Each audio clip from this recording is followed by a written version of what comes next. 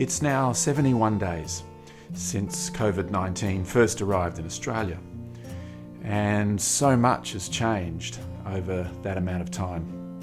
I remember it was only several weeks ago, maybe, that I was agonising about whether to cancel certain trips or cancel certain workshops or other events.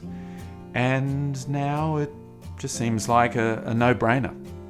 In fact, I've been staying at home now for a good couple of weeks, working from home, adapting to telehealth, doing the best I can as we get through this global pandemic together. And it's reminded me of a particular nuance of compassion that we don't talk about as much.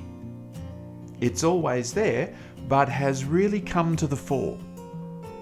That's the notion of preventing suffering. Hi, I'm Dr. Stan Steindl, and I just thought I would highlight some of the acts of compassion that are going on around the world in the form of staying home.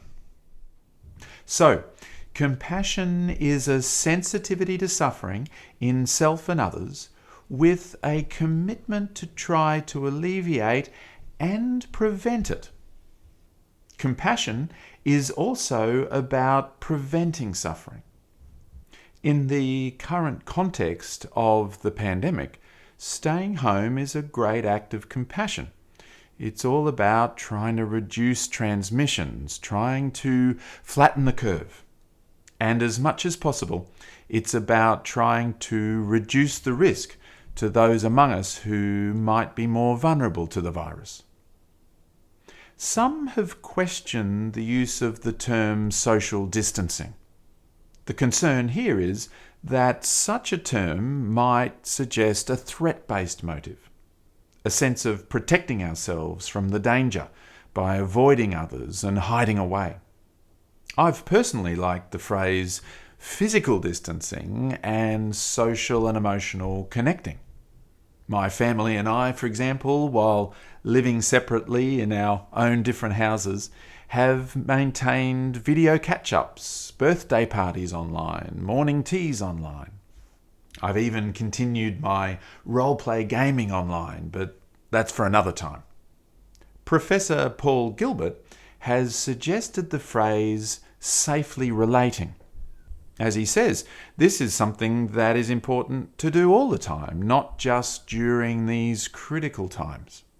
We're always working towards relating safely with others, setting boundaries, reducing risks, looking after one another. And rather than being threat-based, this phrase recognizes the role of the soothing affiliative system, our social and emotional awareness, our ability to set intentions, and ultimately our compassionate motivation, being sensitive to suffering and trying to do something to prevent it. A couple of side notes to this. First, being able to stay at home is actually a great privilege. I feel very lucky and grateful that I'm able to stay at home, to continue working, albeit with reduced capacity. Many people who are staying home are making a much greater sacrifice, losing their jobs and income, struggling to pay the rent or buy the groceries, and generally feeling very concerned about what the future might hold. This is why society, through our governments, need to support people who are making these sacrifices in order to help prevent greater suffering.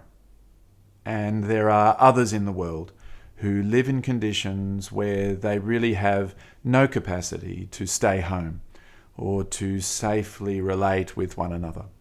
They may live in conditions of poverty or overcrowdedness or homelessness. We really must find ways to support people throughout the world.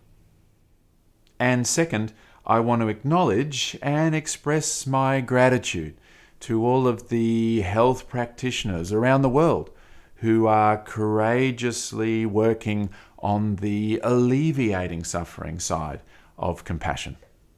working tirelessly, putting themselves in harm's way, trying to help those who are suffering most. And of course, workers at grocery stores or pharmacies or delivery drivers or many, many more people who are also working tirelessly to be helpful during this time of the pandemic. All coming from a compassionate motivation. We are all in this together, and so much of it is coming from a compassionate motivation, a motivation to try to alleviate and prevent suffering in ourselves and others, as well as in our communities, our societies, our countries, and the whole world. I wish you well during this time, and I wish you the warmth and wisdom, the safeness and belonging, and the strength and groundedness to get through this. And I wish you all the very best on your compassionate journey.